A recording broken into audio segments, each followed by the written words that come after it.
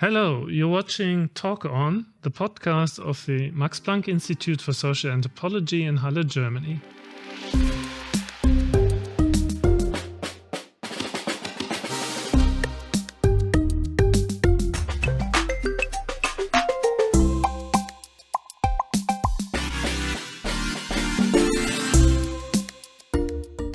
My name is Christoph Brumann. And I'm Jovan Maud. And in this podcast, we're going to be talking about current research and debates in the field of social anthropology. Happy to have as my guest today Jagat Sohail, who's a postdoctoral researcher in the Department Anthropology of Economic Experimentation, and we'll be talking about his recent research and publications. Actually, research that had occupied you for almost a decade, right? Which is about a topic close to the hearts of many Germans, I would say, right? Yeah, thanks so much for having me. And yeah, I mean, it's been probably 2015 when this project started for me, which was obviously coinciding with this kind of moment in the world, but especially in Germany, which had to do with the kind of long summer of migration, as it's now called, and this very exceptional moment in German history where kind of unexpectedly there was a real openness and hospitality towards refugees, many of whom were fleeing kind of civil war and other kinds of conflicts in the Middle East. So basically that's been the focus of your research? Yeah. And in the city of Berlin, right? So mainly. Yes. Yeah. So I for me, what was really interesting in the moment was, like I said, this kind of slightly unexpected and against the grain thing that ended up happening. You know, famously, when Angela Merkel says, "Wir schaffen das, we can do it," and the borders get open, and all the refugees that are at this point, up until this moment, have really experienced an extraordinary amount of, sadly, quite predictable repression from governments and borders, all of a sudden are welcomed in. And it's not just something that happens at the level of the state. To me, what really struck me was that it was a moment where, you know, thousands of people who had, in some cases, never had anything to do with this kind of work, went to the streets and volunteered their time, energy, money, resources, and really kind of took part in this kind of extraordinary summer and fall of welcome, where refugees in this particular instance were encountered with contact, welcome, like I've said before, and hospitality being the key word. And I was very interested at the time of how that would play out, because it seemed precisely to go against so much of what we'd come to expect with the kind of Islamophobia and xenophobia that had dominated not just European discourse about migration and refugees, but pretty much global discourse around it. And to me, what would happen in the aftermath of such a moment of welcome, and how it would, whether or not it would translate into kind of long-term, meaningful relationships between locals and newcomers,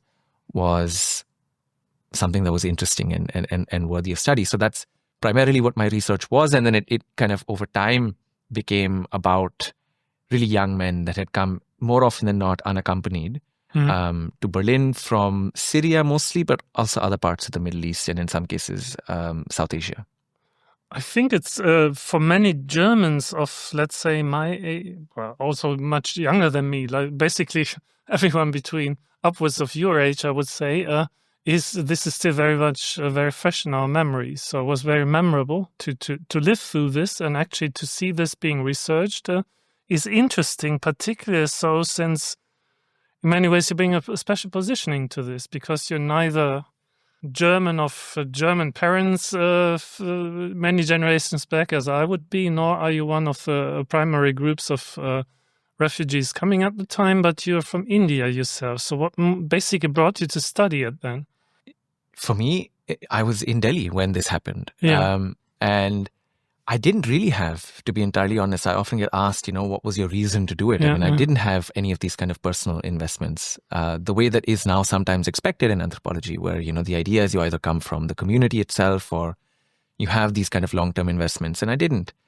And, part of the answer that I'll give is that it was an attempt also to respond to a certain kind of politics in the discipline that I was already very aware of when I was in Delhi, that determined who gets to study whom. So, of course, we have all of these kind of older stories of anthropologists from Europe and the US traveling all over the world in this kind of exploratory fashion, getting to study people from, predominantly countries of the global south.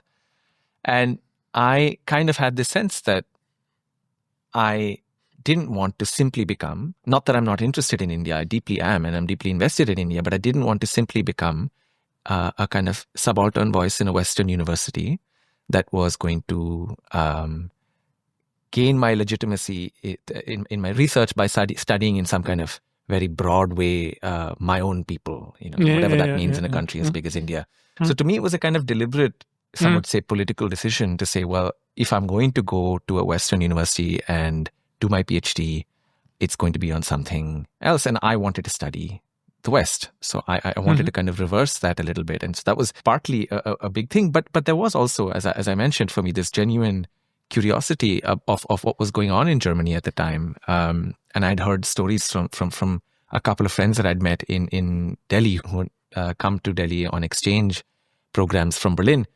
And they were back in Berlin and, sending me messages about this extraordinary time and all the activities that they were doing, volunteering and so on. So there was also this kind of genuine curiosity. But for me, in many ways, it was a kind of political decision to say... Okay, to basically de-orientalize, decolonize anthropology and you could put contribute it that way. your own way to it. And I think quite parallel, actually, to what one of our directors, Björk Young, is doing. Absolutely. Or basically what motivated him to do a study of India, except stick with China, where his original research as a Chinese was being conducted. I think that's, of course, a very, to my mind, a very sound and also very necessary move. But I guess it might also have had methodological repercussions for you, basically being in the field, not belonging to the main groups. How did that play out? How did people react to you when you were doing your fieldwork ethnography fieldwork in Berlin?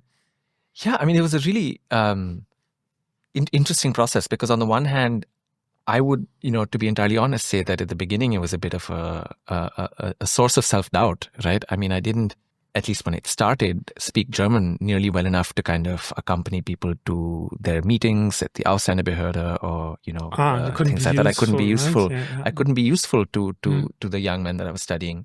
On the other hand, I also didn't speak, at least again at the beginning, Arabic well enough to be someone that could be considered really a kind of insider that understood all the little nuances of what people were talking about. So it started off probably as a slightly kind of anxious position.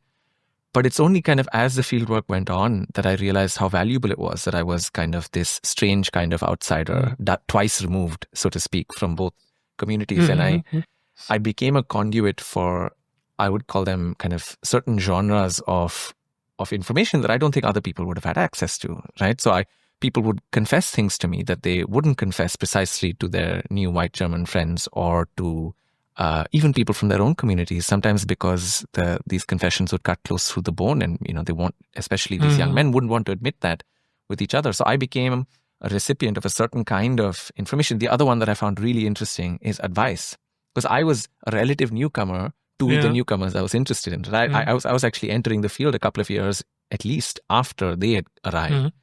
And really I was shown Berlin and shown or told about German society through them, and they would give me all kinds of advice, for instance, how to navigate bureaucracy, how to dress myself, how to behave in certain public spaces and so on. And to me, things like that genre of advice became a really interesting kind of data in itself. All this to say, actually, I think as the fieldwork went on, I began to realize that my location kind of ended up working out as a particularly interesting locus from which to explore this question of what it means to be a newcomer arriving in Germany and having to incorporate into German life, which is really what my thesis and the book that's now coming out of it ends up being about. Book forthcoming actually pretty soon, we hope. And there's already a couple of articles out. I should at least briefly mention them. One called Alibis of Exclusion, which appeared in Migration Politics in 2023. And in the same year, a joint article together with Ulrike Bialas, which you titled Flucht nach vorne, Seeking Refuge in the Future, which appeared in the journal ethos. That's already going into some of the findings, particularly the two phrases in the titles and point to that. But basically with this interesting research, which also meant a lot of linguistic investment, right? You became pretty fluent in German and also in Arabic and in the process. So that's probably also not a challenge to which everyone would rise. But what would you say are major findings from your ethnographic fieldwork in Berlin? I mean, as with any ethnography, because you end up spending so much time, and I have to say I got the curse and privilege of COVID extended fieldwork. So on the one hand, I got to spend a lot more time with the young men that I was interested in. On the other hand, it meant obviously certain kinds of fieldwork, especially in organizational spaces, were no longer accessible to me, especially during that kind of back and forth we kept going in from lockdown to not. On the one hand, I would say that the result of that kind of fieldwork that I had, which actually ended up stretching out over several years rather than maybe the usual year or year and a half that ethnographers get, is that a large part of my fieldwork really focuses on the effects of an event as extraordinary as flight, departure, arrival, etc., on the internal lives of young men that are at also an age where they're otherwise undergoing various other forms of transitions from youth to adulthood, from one kind of cultural sphere to another kind of cultural sphere, one kind of linguistic space to others. So I, because of the nature of my fieldwork, was able to look at the kind of trajectories of arrival and incorporation in a way that I think meant that my fieldwork was able to shed a lot of light on the one hand, psychic influences of these extraordinary kind of moments in people's biographies. And on the other hand, kind of watching how incorporation into Berlin meant a kind of interesting dance between various kinds of encounters on the one hand, and then various kind of boundaries on the other, often also determined by the way that they were kind of quite quickly looked at as economic assets that were meant to do things for a German society and an aging German workforce. Very quickly, they were looked at as potential workers. And workers in which fields? It's a good question. I mean, largely speaking, I mean, this was driven also by certain German lobbying interests and so on. There was this idea, that refugees could fill in shortages in certain specifically vocational trainings, or what one would call here Ausbildungen kind of programs.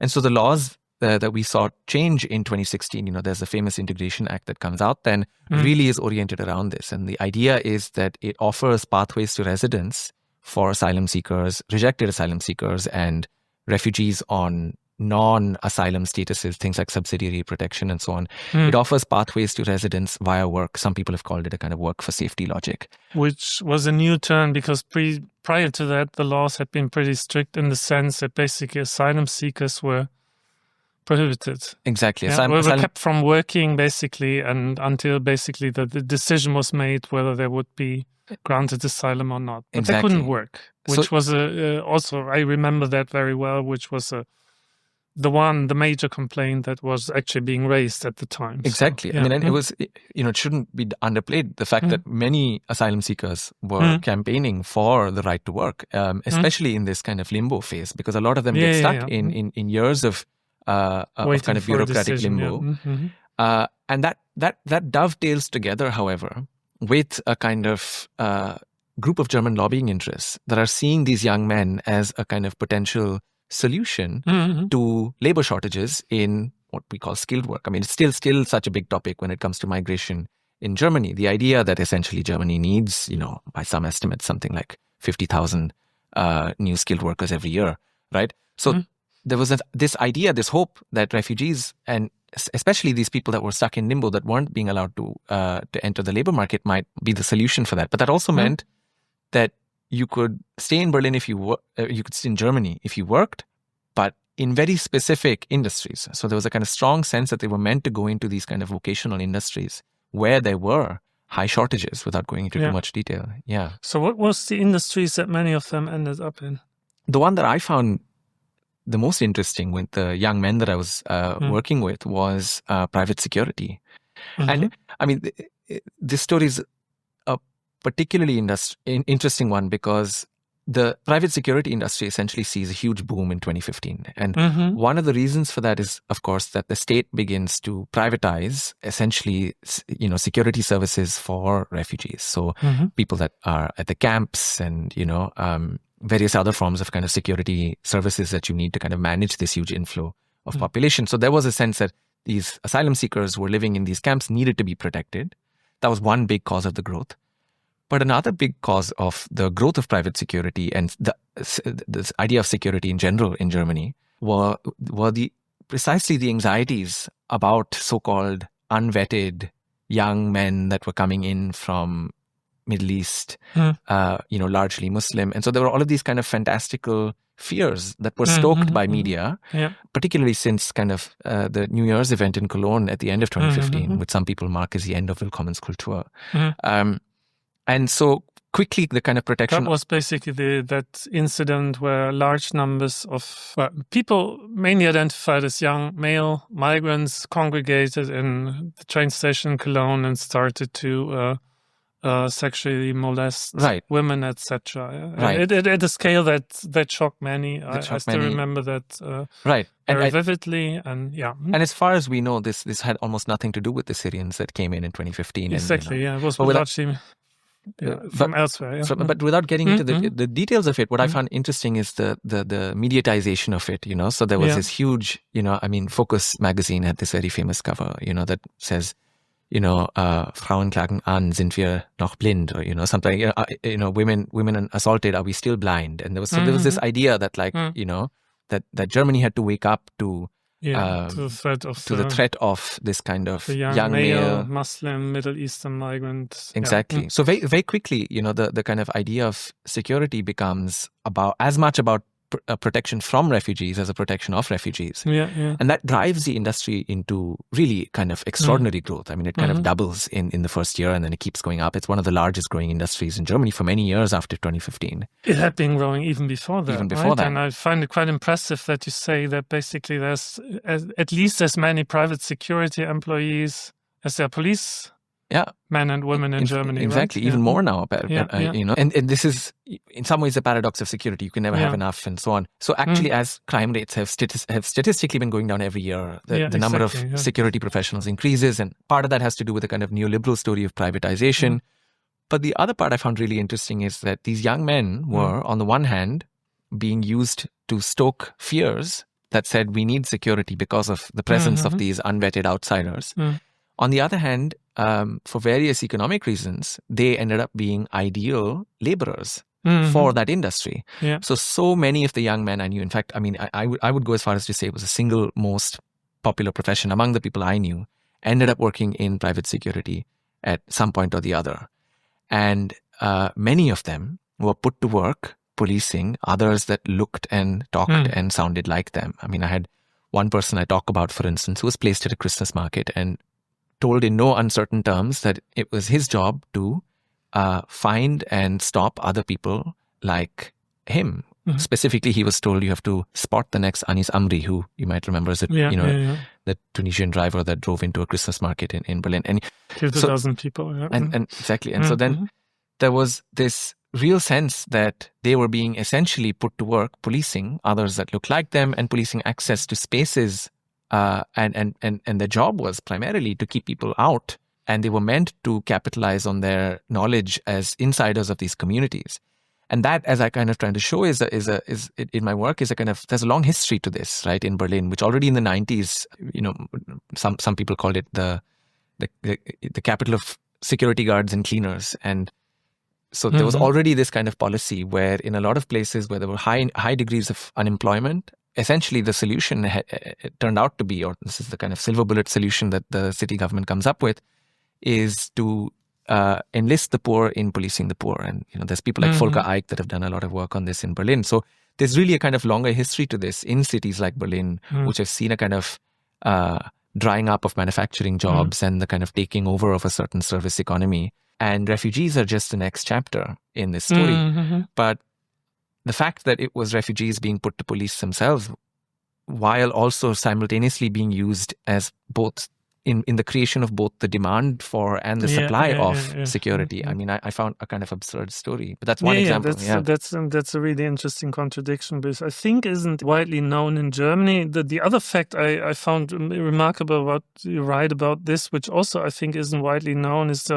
all these dirty tricks basically of the security firms who basically subcontract. Yeah, and then to employers to basically subcontracting firms often run by migrants themselves, who then basically employ their co-ethnics basically to do the job, but often under conditions that undercut the German base salary, etc. So very bad ones, and that kind of misuse the preliminary period of 6 months, basically, when you can still basically fire people, and you do that in the 6 months just to refound the firm the next day and employ the same people, and so on, right? And you also write about this. I think this is also something that's probably not known to a great deal of the German public. No, exactly. I think the longer I spent with these young men, the more I realized how significant the informal economy is. Something that Germany is not very good at talking about, but something that's, despite the fact that we don't have very good statistics on this, clearly growing quite rapidly. And one of the things that I found challenging in terms of talking about this was precisely the fact that for a lot of the young men I knew, their most immediate and exploitative relationships were not with, let's say, long-term white Germans, or, they were with, members of what one would call really, quote unquote, their own community. So people that were perhaps migrants from a previous cohort of, in some cases, maybe Lebanese migrants that had come in the 80s and 90s, for instance, that could utilize their linguistic skills and their proximity in some ways to the refugees to recruit. And so what ends up happening is that you get these extremely informalized kind of industries that rely on, I would say, quite clearly non-legal or illegal, instruments, such as cycling through these kind of temporary companies, Subunternehmen, as they're called in Germany, these subcontractors, right? And the subcontractors essentially cycle through, probationary contracts, and one will stop, the moment something becomes a little bit too serious, one closes down and the other opens up. And they're all, of course, working for the bigger security companies. Ultimately, that's the idea. The fact is that most newcomers coming into Germany with any kind of irregular documentation have very poor access to the job market. And the bigger companies have found out that they can make far greater profits by simply using subcontractors. And so a lot of work in Germany, especially in migrant-dominated industries, is basically being done through subcontraction, and ends up therefore being often situations where you have migrant communities essentially involved in a kind of co-ethnic exploitation of others that they are proximate to in some way or the other. And the same can be said about gig work, for instance. The same can be said about the Liefer, so the delivery workers that have become so popular across German cities. The same can be said for things like Uber, but it's certainly true for private security, restaurants, construction, agriculture, meatpacking. I mean, all of these industries that are dominated by migrants are dominated essentially by middlemen subcontractors, who are often themselves migrants of some sort or the other. Yeah, I found that particular interesting also and unexpected, that basically the ethnicization, if you will, basically the fact that there's essentially often ethnically homogeneous subcontractors, etc. Yeah, both the middlemen and the people they employ are from the same ethnic group, not by choice, not by preference. And you basically describe the case of people who actually resist that, try to get around it, but nobody else will give them the work they need. They also need, in order to basically prove their deservingness, to get a permanent residency status after a couple of years. For that, they have to prove gainful employment, etc. So it basically casts back onto people from their own ethnic group who are but that's basically not because of cultural closeness, but rather because of a fairly unrelenting capitalist structure around it. That basically enforces it. And that's exactly right. I mean, essentially, there are two, on the one hand, refugees really want to work. They want independence. They want to start paying into taxes. They want to start feeling that they can, and asylum seekers and so on. They want to start feeling like they're part of German society. On the other hand, of course, the German state has made it quite clear that if they are to stay long term, they must work. So there are these immense pressures on them, both existential in a kind of immediate everyday sense, but also in this kind of bureaucratic sense. On the other hand, precisely as you said, because they don't have easy ways into the workforce, what they end up getting stuck in are these extremely exploitative relationships that they're unable to escape very often. And in large part, I think, it's hard always to talk about intentionality, but certainly I imagine that there is a degree to which state officials are looking away because it works, because it does produce greater profits. For big security firms, for instance, subcontracting means greater profits, less liability, right? And that's essentially how so many of Germany's economies are currently structured. Those are the incentives, greater profits, lesser liability. And the system works. Yeah, I think that's probably not the worst, probably not the first one to note. I mean that's true also for a lot of the informal, let's the so-called the sans-papier, the illegals all over Europe, in the US, etc. It's pretty much the same. I mean, the state gains by not looking too closely, right? But the point is that the alibi bit of this is, of course, if you look at a lot of German coverage on this, they do like talking about it because it's easy to talk about migrants exploiting migrants. It gives more than anything a kind of moral shield. It makes this whole thing seem like a kind of internal issue of exploitation rather than one that is actually a relationship between newcomers and the German state and the consequence of policies put in precisely in the aftermath of 2015. And transformations that happen to German economy as a result of those transformations. So I think there's an aspect to which that becomes a kind of alibi, as I use the word, that makes it particularly nefarious at some level. In your book, you also write about aspects that have less to do with work, but rather with leisure. And one of the memorable parts of it is about the swimming pools in Germany, which in many ways were for the migrants often places of interesting experiences, to put it mildly.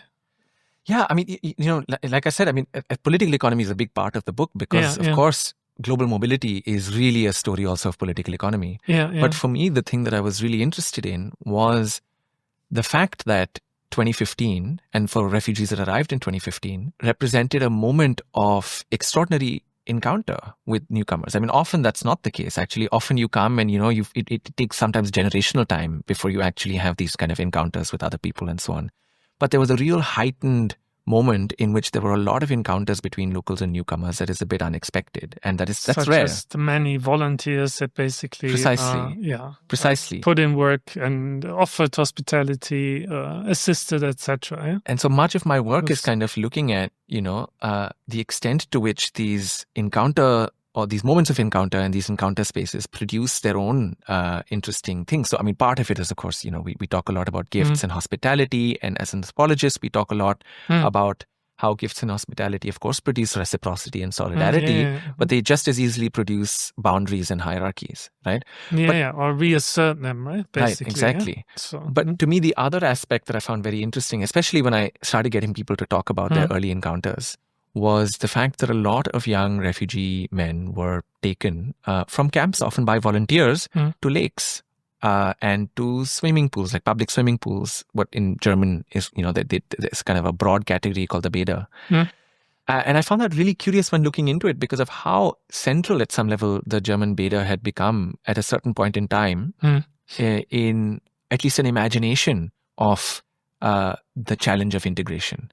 So there were all of these moral panics that was centered around the idea that young men were coming into swimming pools and either didn't know the rules, didn't know what to wear, or harassing other people at their swimming pools, specifically women. Worse, they didn't even know how to swim. So there was this kind of also this idea that they needed to be first taught how to swim, right? So keep your head above the water in this kind of, this is the ultimate German pastime, how can you not know it? Second, that they need to be taught how to behave, right? And that there was this kind of real anxiety of sexual assault and so on. And what I want to be clear is, I mean, as far as the statistics go, I mean, this is not borne out by was a moral reality. Panic, It really is a moral panic that kind of, I mean, there's one town in North Rhine-Westphalia that goes as far as to ban refugees from swimming pools. I mean, it's quite an extraordinary thing. There's all this panic about refugees and many classes, right, to teach refugees how to swim, teach refugees how to behave at swimming pools, material starts getting produced in Arabic. And so on the one hand, it's clear that these kind of swimming pools and the German Bäder, right, they become, and the beaches and so, they become a kind of displaced symbol of incorporation, like a theater on which you could imagine the stakes of incorporation and integration, right? And then on the other hand, you had this kind of curious fact that these young men were being taken to places where, of course, they were confronted with at least partial mixed-sex nudity, but also sometimes with Germany's Freikörperkultur, the kind of FKK, nudist kind of culture. And many of the refugees had recently very harrowing experiences with water. Some of them were actually deathly scared of water.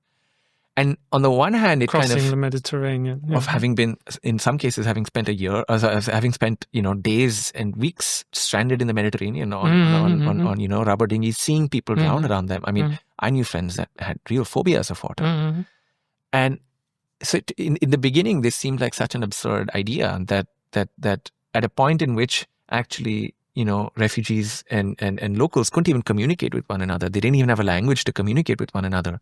They were being taken to these lakes where potentially all kinds of things could have happened, right?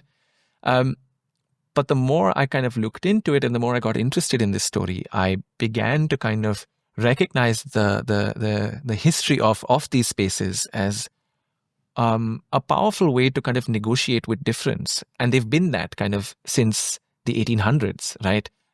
They emerged in some ways as a kind of egalitarian response to class-based tensions in post the Industrial Revolution. It's such an extraordinary history that allowed me to think about the encounter as not something that was simply to be tamed through things like hospitality and gifts and reciprocity, but also one that was meant to be open-ended, a little bit volatile, where potentially new things and unexpected things might be negotiated.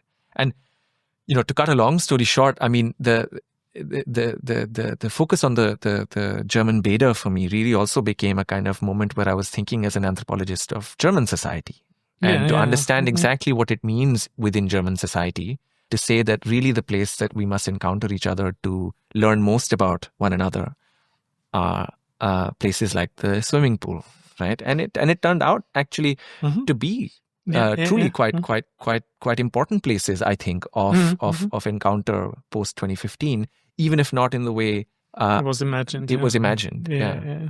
So what's the larger, let's say, what would you formulate as the larger message that can be basically drawn from your research so far about Willkommenskultur, welcome culture, the long summer of migration, etc.? What would you say are the, what did it mean for German society?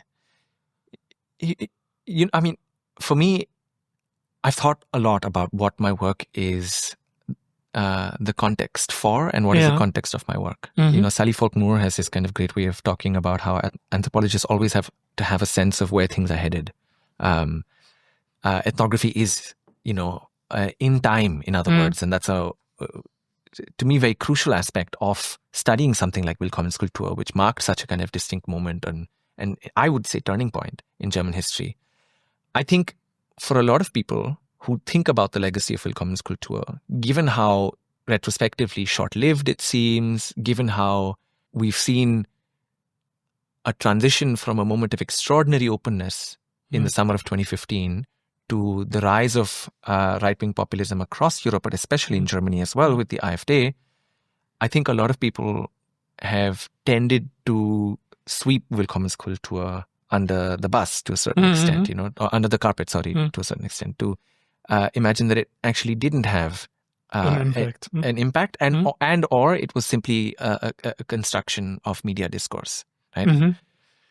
To me, I think it's a much more significant event because of what it does at two levels simultaneously. At the level of the everyday, in the sense that it was an event that many people experienced. They went out on the streets, they had encounters they'd never had before.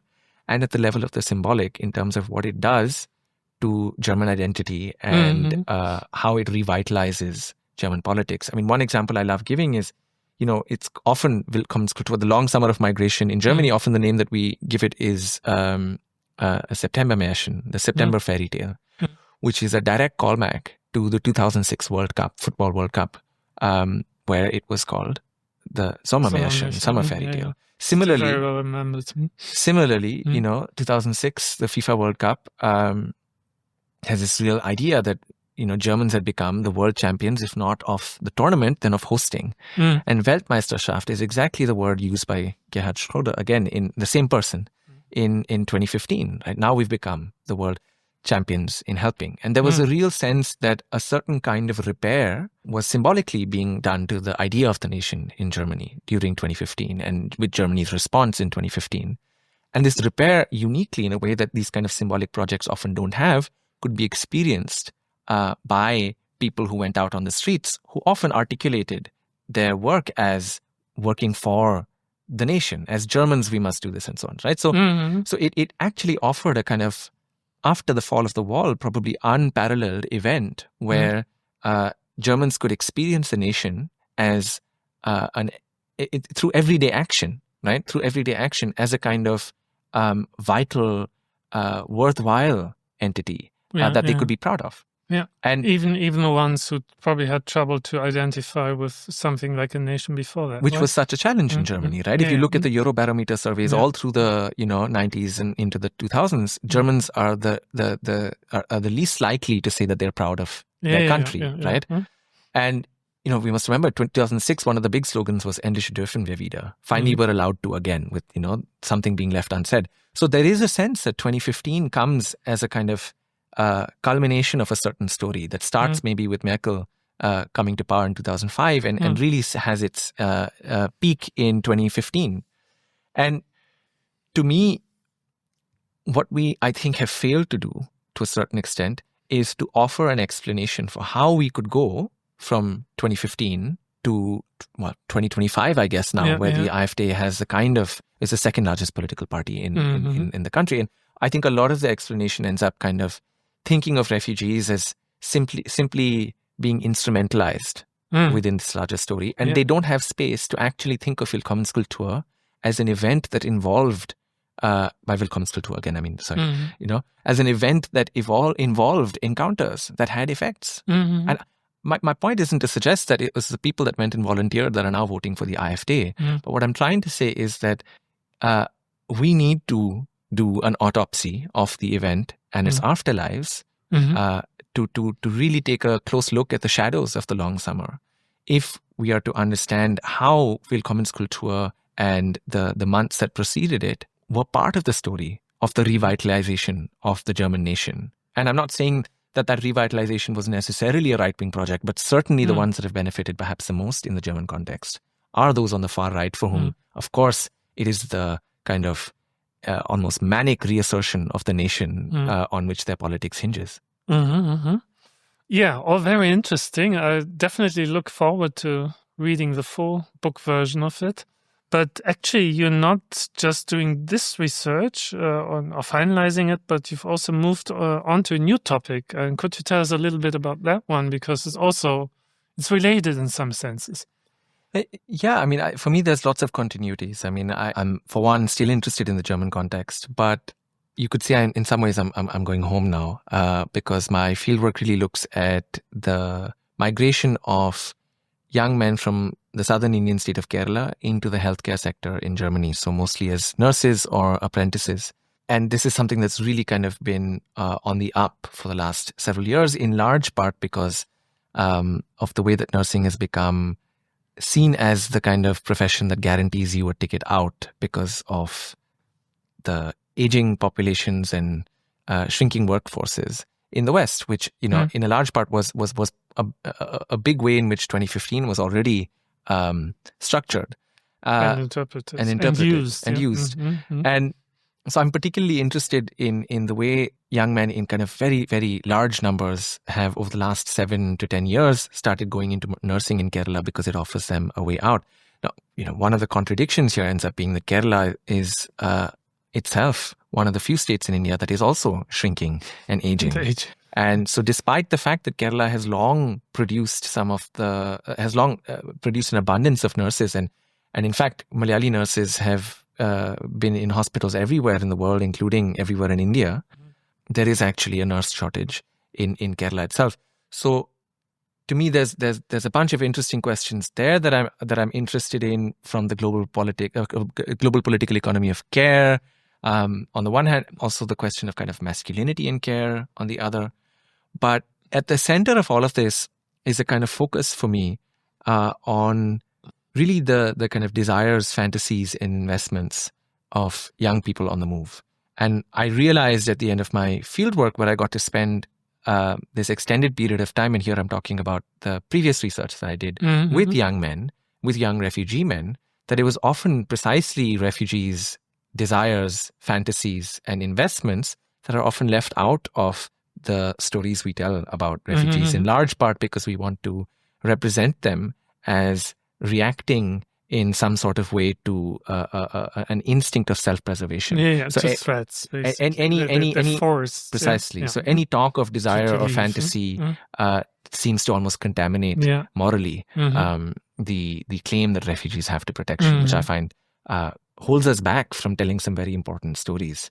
And to me, that's really at the core of what I'm interested in Kerala right now as well, because there are these real moral panics right now within a state of Kerala that itself is relatively affluent in the Indian context, where the young seem to be leaving in unprecedented numbers, and there's really a kind of generalized anxiety that the state will essentially vanish in some sense, that Malayalis are all going to leave, and there's a real melancholia that seems to already be setting in Kerala of empty places, empty houses, where the young no longer seem to find their lives livable. Okay, a world-spanning project, yet again, or even more so perhaps, because I think more of the research will also be conducted in Kerala. And so thank you very much for this inspiring conversation. And thank you very much for listening in, and I hope you do so again for the next episode of Talk On. Thanks so much, Christoph. Thanks.